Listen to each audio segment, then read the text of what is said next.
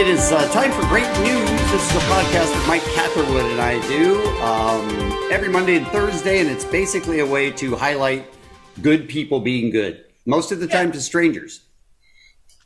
There's more good going on, and there's more good people in the world by far than crappy asshole people. But crappy asshole people don't drive ratings very much. Yeah. And we are led to believe that everyone's angry and very, that society's going through this divisive, toxic state. But in reality, day in and day out, all the time, amazing, beautiful, heroic, uplifting, positive things are happening. I was thinking about this yesterday when I was at the grocery store, and I asked the clerk there, how many people come in here without a mask and get into some kind of altercation? And she said none. Yeah. And I thought, I've seen a lot of Karens and I've seen a lot of people that are fighting and all that kind of stuff. Never in real life. I've never seen one single Karen in real life. My buddy's a Todd. My buddy's a cop. His name's Todd in back in LA. And 2 or 3 years ago, when there seemed to be story after story of controversial police activity, he was talking to me and he was saying, it's when I look and see on TV, I see police activity that I know is not protocol. It's obvious that should be brought to light. He said, but it's hard because police, we only make the news when something catastrophic happens. And we all have served millions and millions of hours collectively, if you look at cops in the United States. And it's all just trying to save people's lives. And then it's punctuated on the news by these 3 or 4 stories every year. You're like, assholes, oh, crap, yeah. Yeah. All right. Are you ready for an intro? I'm ready for an intro for Great News. You have any requests? Motorhead. Lemmy's autograph right there. Let me harness it. Intro. Is an intro. Motherfucking intro. Say hello to the happy goodbye to the blues, cause Kevin and Mike give you all the great news. You think you would be happy with that? I don't know if Lemmy be happy with anything other than meth, Jack Daniels, and cigarettes. That's true. That's a good point. For Great News, we like to bring in stories about animals because they make us smile. That's basically what this entire podcast is about. The next video that you're going to see is a baby bear, another cub, and it's walking through a display where there is an inflatable reindeer. Okay. And I don't know exactly if the bear feels threatened or what happens, but watch this. There are lots of other enticing inflatables decorating front lawns in this Monrovia neighborhood. But when it came to this 6-foot reindeer, somebody just couldn't keep their paws off of it. You can hear the nylon fabric rustling as this bear tries to put the blow-up reindeer in a chokehold. Once he takes it to the ground, he nuzzles its face a little bit, but eventually starts whipping its head around like a rag doll. And I looked up, and there it was, jumping on the reindeer. What did you think? I said, oh my God. I was laughing to myself out in the street, and then Donna Hargett recorded the oh-so-festive and adorably one-sided boxing match at her next-door neighbor's house. And she watched in delight as the bear went after the reindeer's rear end. First slapping it on the butt, and then trying repeatedly to take a bite out of its leg before going full beast mode. What do you think was going on in this bear's head? I think it was pissed. I don't know. Coming in on this territory, I don't know. And then you could tell it was the mama behind the baby. The coach appears to have a word with her little prize fighter in the corner, but the bear doesn't back down without one last swat to the antlers.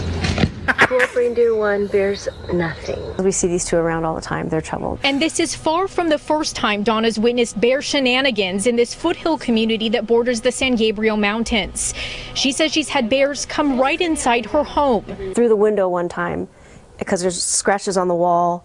One got up on the bed and there was paw prints, but you know the saying, bears will be bears. Is that the saying? Never, ever. Has that been a saying? But that bear attacked the butt of the reindeer, slapped at it, bit it. That bear wanted some butt. There's so much joy in that story. The fact that the bear just came in is like, no, and the mom brought it over. It's like, come on, we got stuff to do. Hey, He's like, come on, stop it. just wait. I got to get this guy. One more swipe, and then I'll be done. And by the way, here's another thing. You know, people who move to the Los Angeles area, especially if they move from a different urban setting, they can't. It doesn't make sense that you're in this urban area or even like the surrounding suburban areas, and just mountain lions and bears come to your lawn. I didn't even think about that. I've lived here for a long time. It just doesn't occur to me that, oh, yeah, of course there's bears here. It like happened. I mean, it's happened 0 times in Chicago or New York City. But LA, it's like we're so impeding on like wildlife territory. They're like, nah, listen, we're just going to go. Do you remember the Glendale bear that went to In-N-Out? Oh, yeah. That one's the best. That is that the one's best, the yeah. best. Well, second best. I mean, this one attacking the butt has to be the best. I don't know. And The I also Glendale bear was good because we talked to the Glendale bear on Yeah, Kevin that's and true. Bean. That was true, pretty yeah. sweet. I have another animal story. This one's a lot different. Okay. Not necessarily as cute, but it involves animals. It does involve cute animals, and it involves heroic humans. But in Denver, there was a terrible, terrible crash on the freeway that involved a diesel tanker. Okay?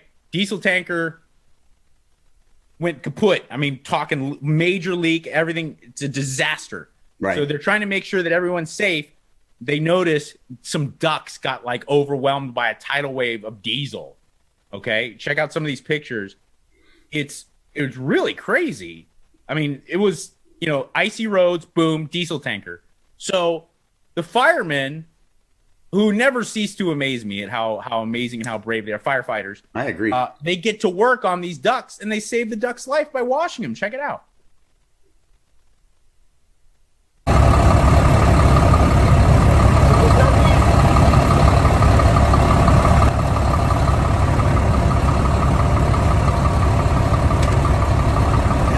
They have a duck washing bin. Yeah, they brought it out. I'm sure they have like a thing for like wounds, like they're probably burns, and there's like, get some palm olives, get to action. Look at it. They're cool. That's pretty great.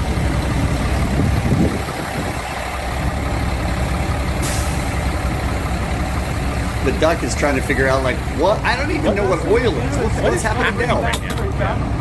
We're gonna go back in that pizza. Wow. And they took it right to a Chinese restaurant, little Mandarin sauce. No, they didn't. Yep. Yeah. Nope, that's not the end of the story. Peking duck, dude. Mike, I'm going to tell you that you and I are going to be professional athletes soon. Okay. And I'm very excited about this, as there is something now known as the Pillow Fighting Championship. Shut up. This is a sport with a championship. Okay.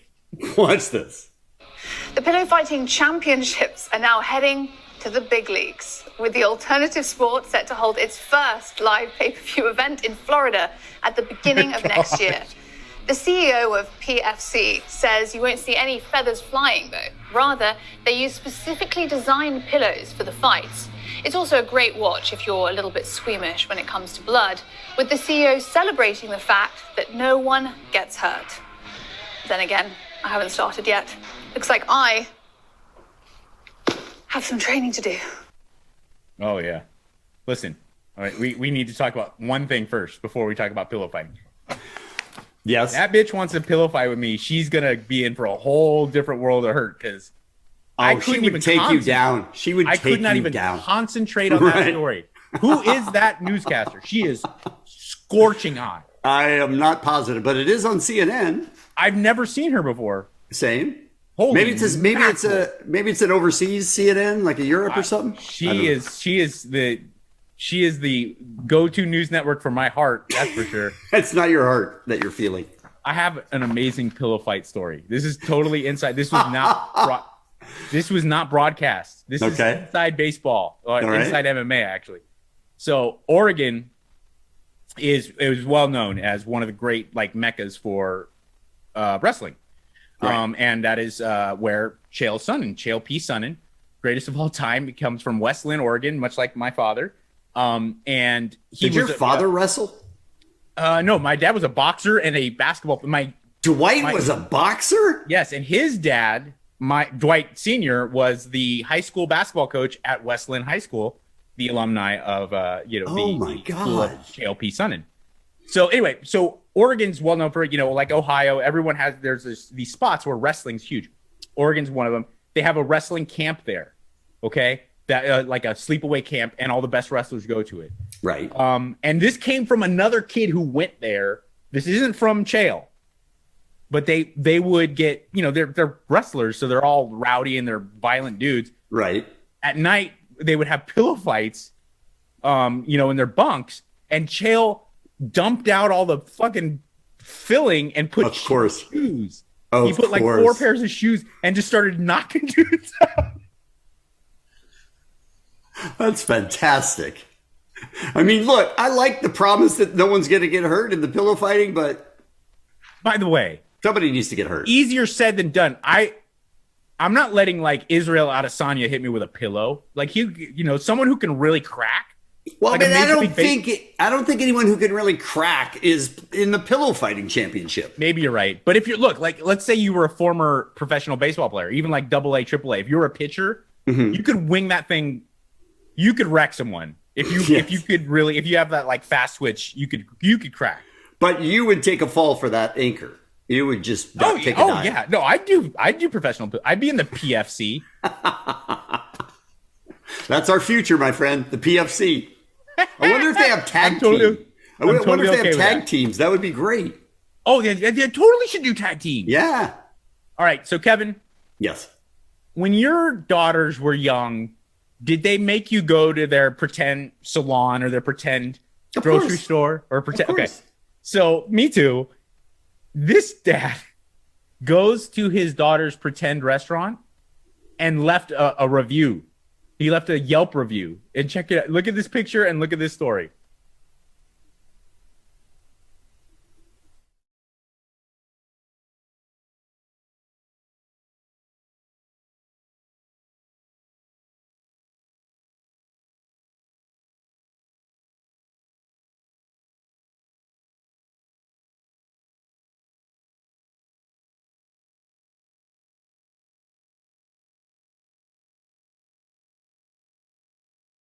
That kid, that is pretty great, but she needs to step up her service. Let's be honest, service is not a strong point in the United States. Seriously, what are we doing here? Come on, pick it up. Doesn't anybody take pride in their work anymore? That's so great that he left a review for his daughter's restaurant. And my last story for this episode is Pittsburgh Steelers Najee Harris. Nice.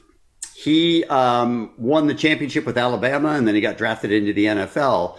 And he and his family lived in shelters, and they moved from shelter to shelter. And at one point they were living in their van, and he decided that he wanted to do something to give back now that he has some money. And so he went back to the very last shelter that they stayed in and remodeled pretty much the whole thing. And I also want you to pay attention before we play the video of this. There are a lot of people who put their names on charity events. They allow you to use their name to publicize it or whatever. This guy knows all of the details of everything that's happening to this shelter where he last lived. Watch this. Before you moved into GRIP, how many shelters were you and your family? How many had you gone through to that point? Do you remember? My mom knows that off top, but if I could think, stayed one in San Francisco, one in Seattle, one in Richmond. I remember staying one in Seattle. I was about 9 or something, or 8. I was young. Why was it important that partnering with Lowe's to do some of the renovations at GRIP is one of the things that you wanted to do to kind of kick off how you're giving back to the community? Yeah. So it was important for me to start there because obviously it's where I stayed at. And, a lot of people when I came back, when I was staying there, they were still working there, and they was telling me that, there's some stuff that they really, really are past due on, like, renovating, and they need, renovation. So, I felt like it was right to start at that last place that I stayed at, and that the people who's working there is still there. And so I thought that was good thing to start at. What things did they point to and say, hey, it'd be great if we could get a new one of these, or it'd be awesome if this was freshened up a little bit? Yeah, it was the carpet was one of them. That was the main thing. The biggest thing was the carpet. I mean, you know, it was, and I saw it too, and it did need renovation. Then the fences, it was a playground too. The sign, upstairs it was it the walls, washer and dryer, and then they told me that they need some new computers. The computer's really old, and for all the people who's moving in, they need a record on some stuff. So they're using this one computer, and I'm about to go give them a new computer, some more newer computers to help it out with that. How about that guy? That's amazing. How about Najee Harris from the Pittsburgh Steelers? That's amazing, and I love that he's doing that based on that was the last place they stayed, and the same people are still there working, and so he's going to renovate the whole thing. Dude, it's. I wish I could remember the young man's name, but I talked to a guy. He runs a very successful fitness podcast. I really should just check it, look it up, but he runs a very successful fitness podcast now. But he was the center for the San Diego Chargers for 11 seasons, Pro Bowler. And we were discussing, and he was explaining to me how hard it is to retire, because he's like, you can't imagine the feeling of coming out of the tunnel on a Sunday afternoon or a Monday night and the thousands of people cheer and just the electricity. It's like, there's nothing like that. Right. Now imagine if you're living in fucking shelters and you really like you have to deal with so much adversity, and now you're rich and you get to have that. I mean, he's got to be just really trying to make sense of his life. It has to be so peculiar.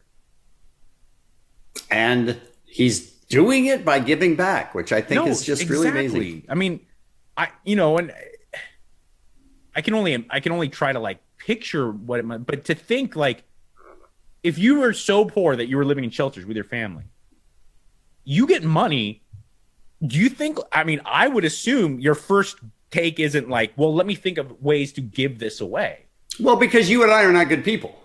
No. I'm just thinking like there's probably like some famine mentality. You know what I'm saying? Yeah, of like course. The idea is like, I'm not going to give. Are you kidding me? I know what it's like to be dead broke, to live with public assistance. And so for him to take that money, knowing that's his upbringing, and be like, oh, I have to give back. It's beautiful. It's amazing. That's my great news for him. Yeah, agreed. My final story revolves around a young autistic boy, 11 years old. It's so hard for me as a parent. You know, I can't sympathize any deeper with parents of children who are different in some way, and whatever it may be. When you know your child is struggling socially, and especially with things like autism, where that's ingrained in kind of the process of. But at least kids in school are super nice, so you got that going for you. You know, like a kid, no matter what, even if he's like super duper awesome cool guy, you're gonna have kids be mean to you. Now imagine if you have something that you have no control over, you were born with, that makes you automatically different than the other kids. It's got to be just so heartbreaking for the child, but then again to watch that as a parent. And so this mom was throwing a birthday party for her autistic son. He's 11 years old, and all he wanted was to have a bowling party. It sounded awesome to him, right? Well, she started to do the invites and get the process going and through normal channels, and no one wanted to come. Oh, fucking heartbreaking, right? So she's at her she's at her wit's end. She goes online and she just posts the story. She's like, this is the truth, is it? And he ended up filling up 5 lanes with over 30 people, most of them strangers, who came and celebrated his birthday party, complete strangers that just knew that this kid deserved to have a birthday party. And his quote was, his name's Harry. He said, I would like to thank all the people who came. It made it so that I could have a real birthday party and not a party where most people wouldn't come. I got a real proper birthday. Not only did 30 people come to attend that were complete strangers, some kids from school did show up, but over 30 people came that were strangers. But 400 cards arrived. Birthday cards arrived. 400 birthday cards. Wow. Yeah. Dude, check it out. I think we have some look at, there's the kids. There's Harry on the right. Right. Just balling it out at his his bowling. What's birthday party. with the kid right over his right shoulder though? What's happening there? That kid he's cute. He's living his cute life. Yes, that's what I meant. He was having a cute day, and he thought, I'm going to take a selfie, maybe erase it later. But I thought that was incredibly heartwarming, it is that guy. And there you go. We point this out a lot, but there are a lot of people out there who are happy to jump in and help with pretty much any situation. If somebody gives them a heads up and says, this person needs help and you need to go here and this is the time we're going to do it, a lot of people will respond to that. Right. A lot of people. It's overwhelming. I help run a charity called Friends and Helpers, and we put out the call and people from all over donate. Some of them a lot of money, some of them $5, but there so many people want to help. They just need an avenue and they just need somebody to point them in the right direction. And it's an amazing thing. It is. And by the way, Kevin's not that type of guy, so I will say friendsandhelpers.org, I believe. Am I right? Yes. And it is an excellent charity for the families and for women who are dealing with things like domestic abuse or in incredibly dangerous environments where they have to flee on a moment's notice, and they can escape these dangerous environments. Well, they escape usually with nothing. And so Friends and Helpers does an amazing job of providing them things that they need to press reset on their life. So friendsandhelpers.org, especially around the holidays, it's probably a great. Yeah, I mean, imagine if you're escaping that kind of violence and you have nothing and you're living in a shelter and it's Christmas time and you have kids and you have no money. Like that's heartbreartbreaking. They just want life to be your kid's going to school the next day with no notebooks and no backpack, and you know what I'm saying? Like it's just heartbreaking.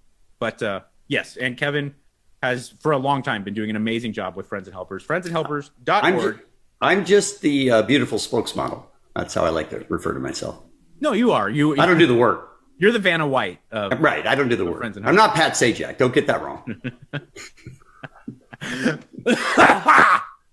Well, what's happening?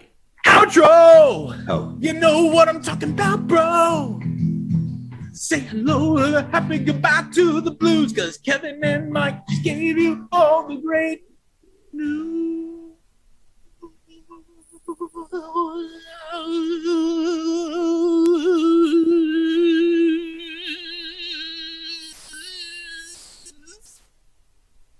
I don't know what that sound was at the end, but I loved it.